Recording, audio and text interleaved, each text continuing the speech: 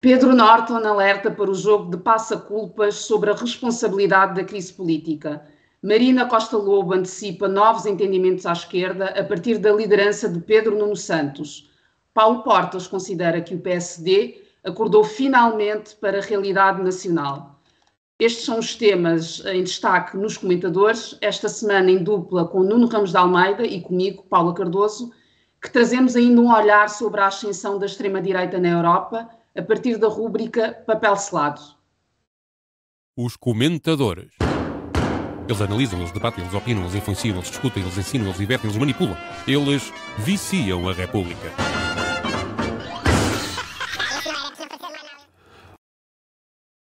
Olá, vamos agora começar com os comentadores. O primeiro aspecto que vamos discutir é o jogo dos passa-culpas da crise, num depoimento do Pedro Norton. Nós agora não estamos a discutir justiça, estamos entretidos, a propósito da justiça, num jogo de passa-culpas sobre a responsabilidade política da crise.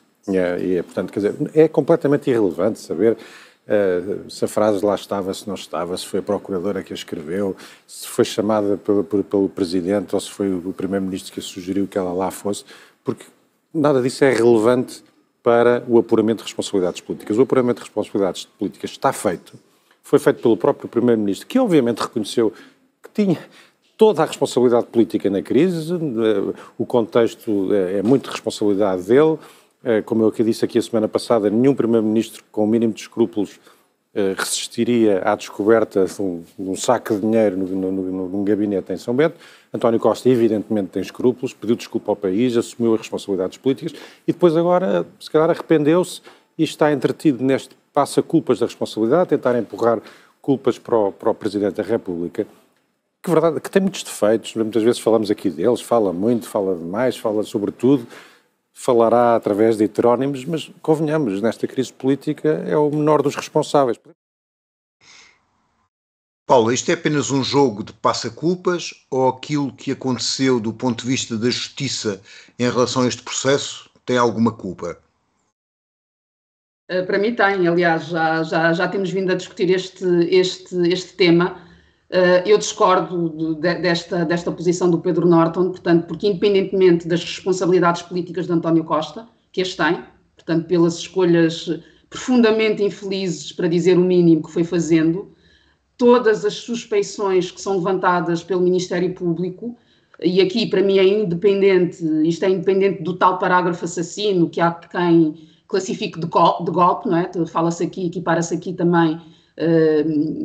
Há aqui umas semelhanças em relação àquilo que aconteceu no Brasil e, enfim, essas linhas têm sido também trazidas, mas para mim não foi este parágrafo que produziu o contexto que estamos a viver, ou melhor, não tendo sido esse parágrafo, estas suspeições levaram a este contexto que estamos a viver e não concretamente ou especificamente apenas essa circunstância. O que me parece relevante em relação a essa questão do escrutínio, porque o Pedro Norton fala aqui das responsabilidades políticas e que elas, obviamente, têm de ser consideradas e tem de existir esse reconhecimento, mas há também aqui uma responsabilidade da parte do Ministério Público, da parte da Justiça, que não pode ser ignorada. Nós continuamos a não ter uma fundamentação, para mim, suficiente para aquela leva de detenções às quais assistimos, e eu entendo que é preciso olhar para o papel da Justiça em concreto e refletir sobre esta dificuldade também da autocrítica do Ministério Público, porque na semana passada estivemos aqui a comentar o artigo da Procuradora-Geral Adjunta, não é, da Maria José Fernandes, no Público, com uma crítica que é ali feita à atuação do Ministério Público, e perante essa crítica, o que é que o Ministério faz, não é? Abre um processo de averiguações à magistrada, portanto não há aqui, em momento nenhum, um reconhecimento de que é preciso reformar, vamos ter esta conversa, vamos perceber o que é que não está a resultar e em que sentido é que temos de fazer aqui uma mudança. E eu lamento que essa oportunidade, mais uma vez, não esteja a ser aproveitada para isso e apenas para castrar, não é? Que é o que me sugere, não é, este processo de averiguações. Bom, eu acho que, de facto, o Ministério Público e a Justiça têm que averiguar casos que lhes cheguem de denúncias de possíveis casos de tráfico de influência e de corrupção. Não é isso que está em causa. O que está em causa são as formas e os timings com que isso acontece.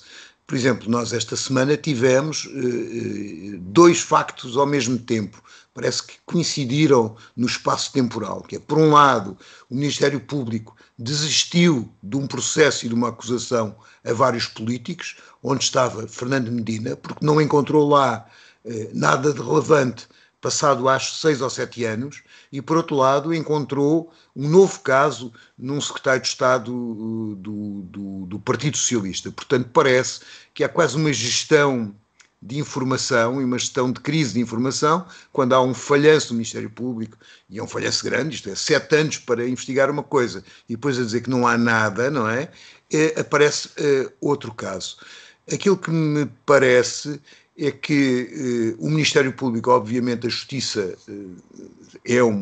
tem que estar separada do poder político, mas não quer dizer que não tenha que haver uma responsabilização daquilo que faz. E o que nós temos visto é que esta sucessão de casos e casinhos, muitos deles sem fundamentação, mas na maior parte das vezes sem investigação e sem conclusão, o que determinam é uma ideia geral da sociedade portuguesa, como uma sociedade portuguesa hipercorrupta por parte dos seus decisores políticos.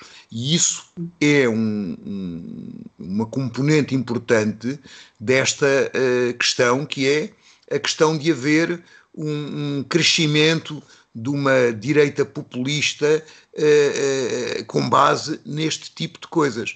Eu acho, de facto, há casos de corrupção, mas o maior caso de corrupção é a forma como o sistema económico funciona, que dá aos ricos todos os dividendos e os pobres apenas servem para pagar os buracos dos bancos. Não sei se queres dizer mais nada, Paula. Não sabes se eu quero dizer mais nada, não quero dizer mais nada. Não queres dizer mais nada? Então passamos à Marina Costa Lobo, que a partir da leitura, não sei se das borras de café do programa de Pedro Nuno Santos, antecipa novos entendimentos à esquerda e novas geringonças.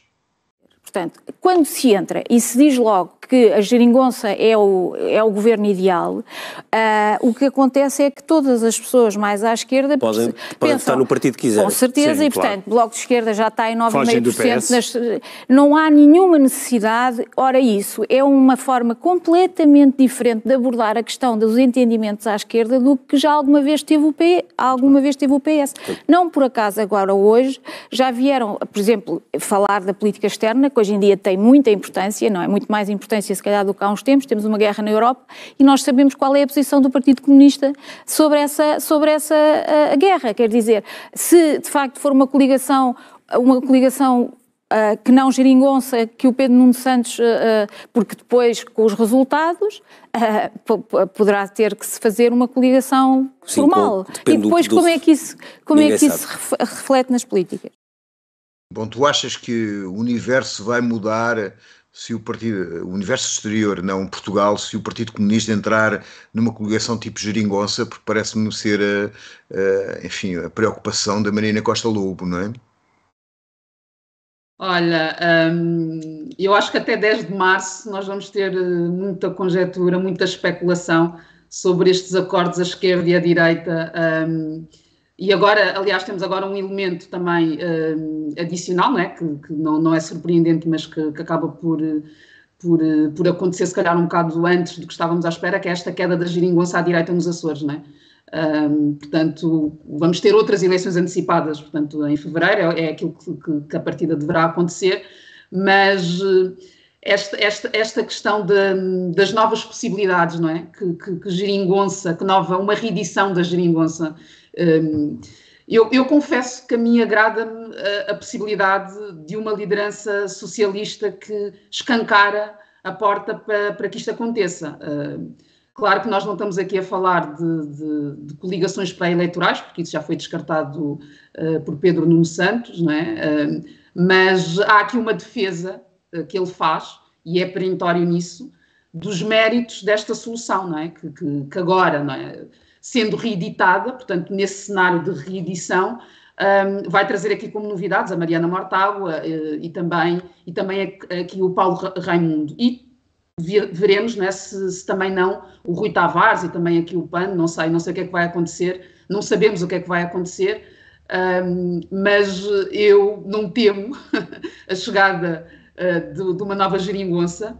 De resto, eu preferia ter uma solução mais disruptiva, mas não disruptiva de esquerda, não é? E não me parece que seja isto que esteja sobre a mesa, portanto, não estando isso sobre a mesa, não estando nós ainda nessa possibilidade de eleger um partido mais à esquerda com uma maioria, esta para mim é a solução que melhor serve aqueles que são os interesses da população portuguesa.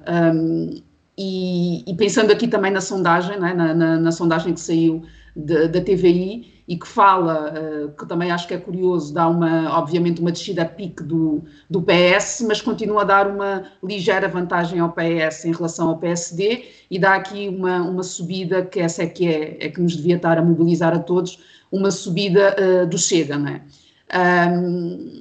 E isto, enfim, isto para mim deveria trazer alguns posicionamentos mais contundentes por parte da esquerda em relação a essas possibilidades, essas soluções governativas. Sendo que eu aqui sublinho, eu quero muito que exista esse tal governo, essa tal frente de esquerda, quero muito que isso aconteça, que seja uma possibilidade, e a forma como eu vejo que isso poderá acontecer, de facto, é a partir da liderança de Pedro Nuno Santos, e não do seu adversário, mas ainda temos de ver o que é que vai acontecer. Portanto, respondendo à tua pergunta, não temo esse universo, pelo contrário, eu anseio por esse universo em que o PC também faça parte, que o Bloco faça parte, e espero que seja essa a realidade a 10 de março, depois de 10 de março, não é? Pois, eu não sei o que é que é dizer sobre este assunto. Primeiro aspecto, acho que o problema da forma como as várias lideranças em disputa no PS veem a geringonça, há obviamente diferenças. José Luís Carneiro, não sei qual é a posição do Daniel Adrião, mas José Luís Carneiro vê aquilo como uma experiência do passado para não repetir. Pedro Nuno Santos vê como uma experiência que foi positiva a seu tempo.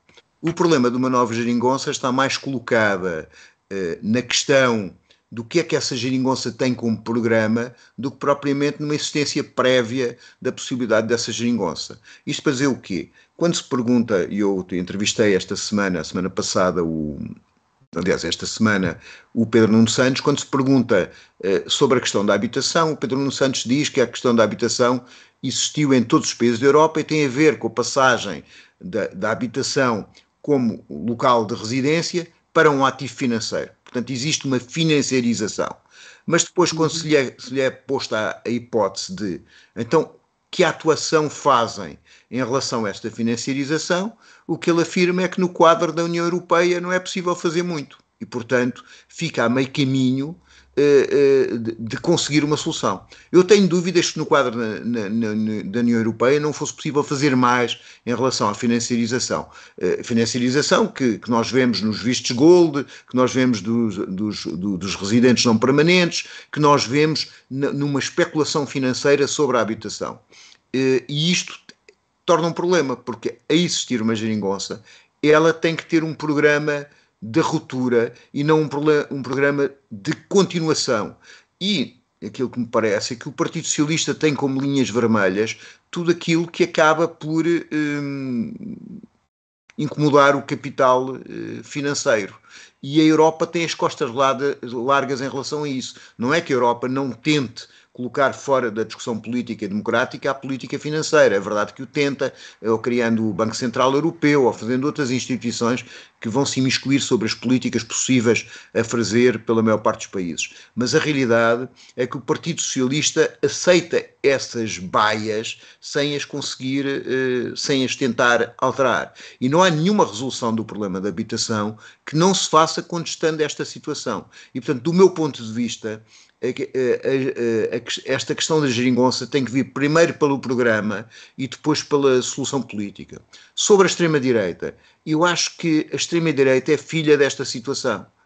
Isto é, os governos todos a governarem, todos da mesma maneira, sem resolverem os problemas das pessoas, criam um campo em que a raiva individual se expressa por uma espécie de figura de circo, porque as pessoas individualizadas como estão, expressam a sua raiva, não de um ponto de vista social, não de um ponto de vista coletivo, mas da sua impotência perante esta degradação total da sua vida. De modo que eu acho que um lado está ligado ao outro. Nós precisamos, de facto, de políticas, como tu disseste, disruptivas, que vão pegar as coisas do outro lado e que vão começar a tentar resolver os problemas que existem, que são os problemas dos baixos salários, da degradação dos serviços públicos e da questão da habitação, que é uma questão que se está a tornar impossível de suportar. Olha, e sabes que em relação ao Pedro Nuno Santos, eu se calhar sou muito ingênua, admito, mas acho que existe uma moderação estratégica em relação a algumas temáticas que tem que ver justamente com o facto de já ter o rótulo de extremista, não é? Portanto, não sei. Mas tu não me digas que vais outra vez votar PS, porque... Não, desta vez com já esta viste possibilidade escancarada. Voto, não é? Não. Quer dizer, lá está. Eu da última vez, eu saí de casa certíssima que ia votar no Bloco. Portanto, é um facto. Saí de casa, eu vou votar no Bloco, até chegar, portanto, à hora H, e todo um pânico me assaltou. É que foi exatamente isto que aconteceu. E a minha mão guiou a cruz para outro lugar. Pronto, foi o que aconteceu. Desta vez vais votar no PAN, menos mal, não é? Não votarei no PAN, nunca votei, não é agora. Olha, o mal nunca vem só. Depois da Marina Costa Lobo temos o Paulo Portas, que considera que o PSD acordou finalmente para a vida. Eu não sei o que é que foi esse acordar. Quem terá beijado Luís Montenegro e fazendo-o acordar, não sei disso, mas vamos ver. O PSD percebeu, finalmente, creio eu, que Portugal se transformou num país onde o grupo etário fundamental está acima dos 60 anos. E começou por fazer uma proposta que é um começo de conversa com essa geração. A proposta, há aqui vários problemas de comunicação, mas não é, como poderia ter parecido, um aumento generalizado das pensões, é uma melhoria significativa do complemento solidário dos idosos. Aliás, o PSD hoje andou aqui a tentar... Mas é isso. Recompor essa mensagem que não terá passado... Uma pensão é um direito. O complemento solidário de idosos é um complemento, como a palavra diz, de rendimento. Imagine que tem uma pensão mínima à volta dos 300 euros e que aluga um quartinho, tem mais 100 euros. O seu rendimento são 400. Certo. Em 2023. O complemento solidário de idoso dá a diferença entre os 400 e o valor que a lei fixa como rendimento aceitável do pensionista, que é um valor que está em 550. Portanto, nesse caso daria 300 mais 100, a diferença para 550 seriam 150.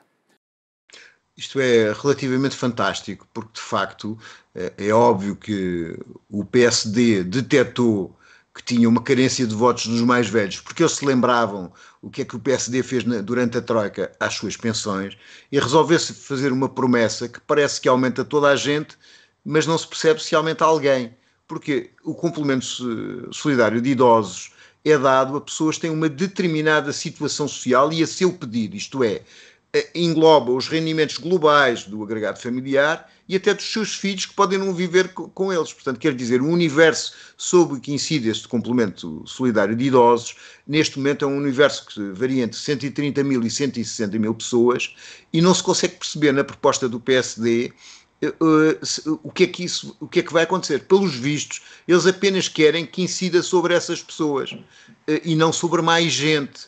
O que significa que podemos ter situações que as pessoas que tenham feito carreiras contributivas e tenham 500 euros de reforma fiquem atrás das pessoas que ganham um complemento solidário dos idosos por aquela situação que passam a ter 800. Portanto, quer dizer, não temos a situação que seria a justa que todos os reformados tenham uma pensão igual ou próxima do salário mínimo. Pelo menos temos uma situação em que há uma proposta eleitoralista para fingir aos reformados que vão ser aumentados e eles de facto não vão ser aumentados. Portanto, isto é mais uma, enfim, é mais uma promessa eleitoral enganosa do que propriamente uma discussão séria. E depois incide, que é outra coisa que é desgraçada, sobre subsídios e não sobre direitos. Há uma ideia de esmola, de assistencialismo, de colocar as pessoas nas mãos de determinados poderes e não uma ideia de que as pessoas trabalharam uma vida inteira e têm direito a viver dignamente a partir da reforma. Paula, o que é que achas disso? Em geral. Bem, eu começo... Sim, em geral, exato. Olha, eu começo por dizer que não acho que o PSD tenha acordado para a realidade. Acho é que, exatamente conforme tu estavas a trazer, acordou para a necessidade de se distanciar da austeridade que marcou a sua última passagem pelo governo, não é? E nós, portanto, quem está, quem sofre diretamente o impacto dessas medidas, quem sofreu mais, lembra-se perfeitamente desses tempos. E depois também há aqui esta questão que o Paulo Portas fala em problemas de comunicação, que para mim não são problemas de comunicação, portanto é mesmo a questão do como isto não tem qualquer fundo de verdade. Naturalmente depois surgem aqui umas incongruências, não é? Porque ele começou por dizer, o Montenegro começa por dizer que vai aumentar assim as pensões, portanto uma coisa assim à grande, depois então o líder parlamentar do PSD é que tem de vir dizer que afinal tem que ver com o tal complemento solidário para idosos. E depois há aqui esta questão da implementação, não é? É aquilo que que estavas a trazer, não é? A quem é que isto vai beneficiar e beneficiando, qual é que é o impacto que isto tem a nível das contas públicas, que tende a ser uma obsessão para o PSD. Portanto, o PSD governa sempre com esta obsessão das contas públicas e o Estado Social não interessa para nada. Vai no caminho da liberalização de tudo o que é serviço público e também por isso eu não consigo acreditar em nada que venha desse partido com esta proposta de trazer aqui uma maior proteção social para a população, para as pessoas. Não acredito minimamente nisso. E acho que é profundamente eleitoralista e reforçando, de facto para se distanciarem dos tempos de austeridade que ainda estão bem frescos na memória de muitas pessoas, felizmente, nomeadamente na minha. Ok, com esta memória tão agradável, passamos para o papel selado, que desta vez é sobre a ascensão da extrema-direita, de uma extrema-direita que não gosta da Europa, segundo o Amílcar Correia, penso que grande repórter do Público.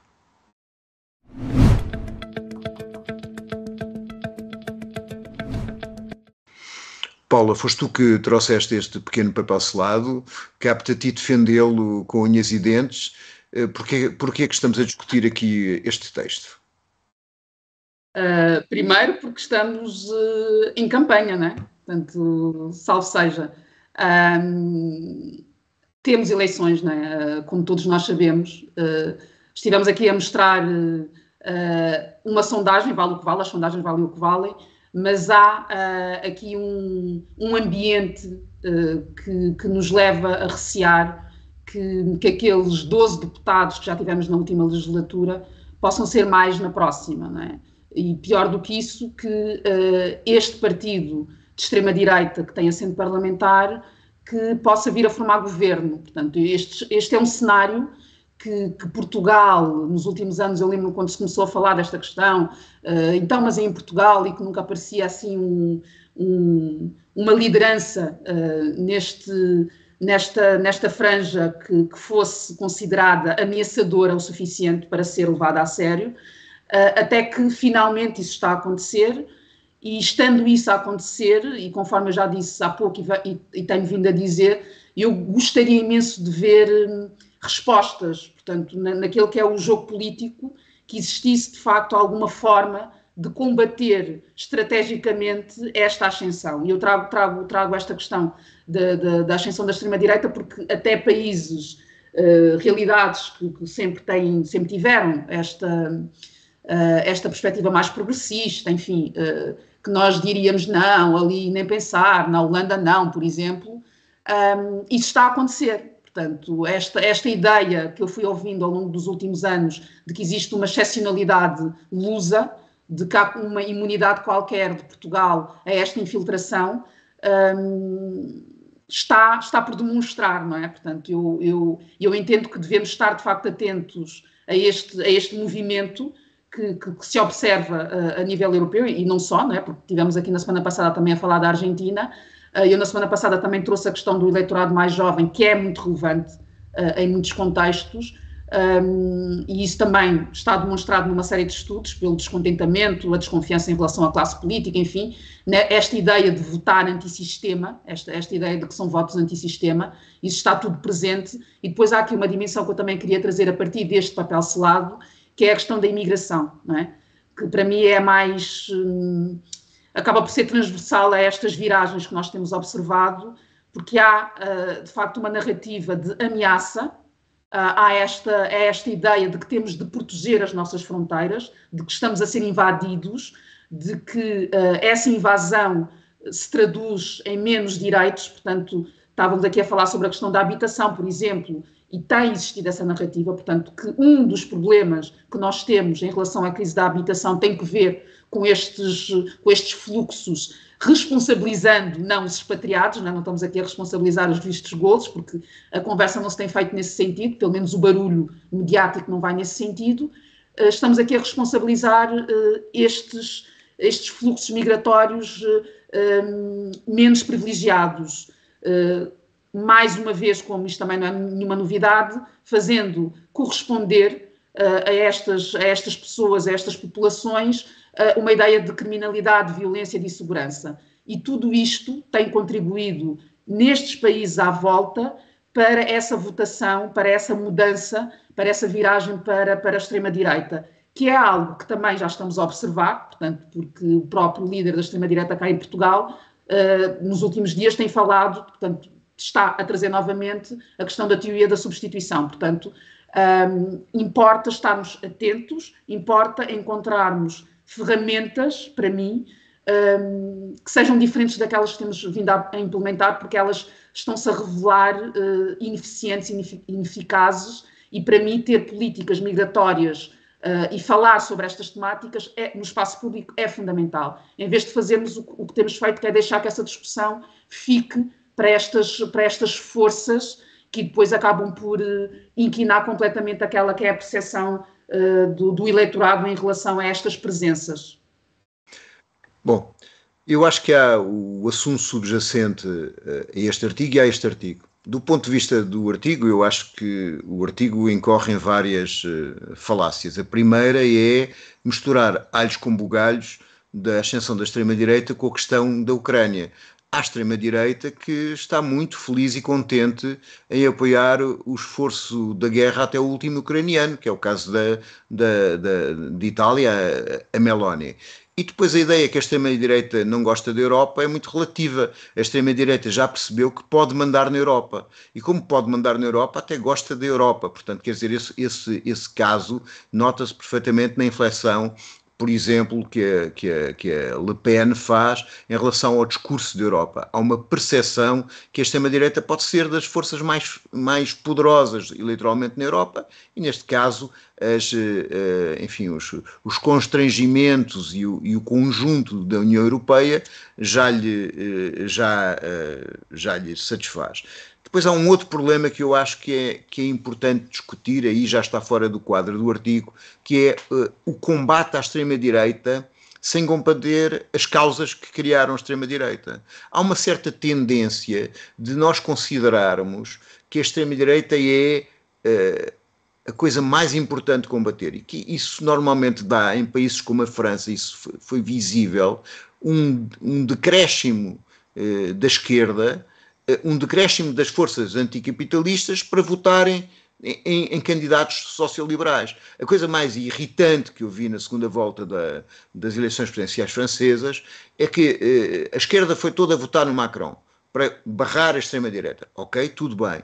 Mas depois, quando íamos a ver um discurso social sobre quem trabalha, não trabalha, sobre os rendimentos das pessoas, sobre a situação de vida, quem estava a fazer esse discurso era a extrema-direita. E do outro lado, tínhamos um discurso do empreendedorismo e dos unicórnios azuis, que é de facto a base do crescimento da extrema-direita. Portanto, a resolução do problema da extrema-direita não se faz por apoiar forças democráticas ditas neoliberais que produzem neoliberalismo e depois extrema-direita, faz por contestar o neoliberalismo. Tem que ser numa primeira... E faz por disputando o descontentamento e os territórios populares para uma solução que seja uma solução social e coletiva que inclua toda a gente e naturalmente inclua os trabalhadores imigrantes, porque a questão aqui que é gravíssima é que o que nós devemos estar a combater é que toda a gente que vive neste país e que trabalha neste país tem que ter direitos políticos e direitos sociais, tem que participar na definição desse país. Se contribui, se produz riqueza, se vive cá, tem que participar, tem que se combater esse nacionalismo xenófobo através da luta, da mobilização e de construir uma ideia de que essas pessoas fazem todas parte da solução de uma espécie de sociedade diferente que não existe e não existirá enquanto repetirmos soluções do neoliberalismo. Está dito. Está dito. Então, para a semana, vamos ter aqui, esperamos nós, o Pedro Tadeu, que regressará da sua reportagem nas Seychelles. Ele foi entrevistar a tartaruga que andou com o Soares, porque faz 100 anos o Mário Soares, deve ser isso que não está cá, e vamos estar os três a falar. Eu também ia já para Seychelles, já. Todos começa a estar com muito frio. Já, é isso. Até para a semana, não é? É assim que nos despedimos. Os comentadores. Eles analisam, eles debatem, eles opinam, eles influenciam, eles discutem, eles ensinam, eles divertem, eles manipulam. Eles viciam a República.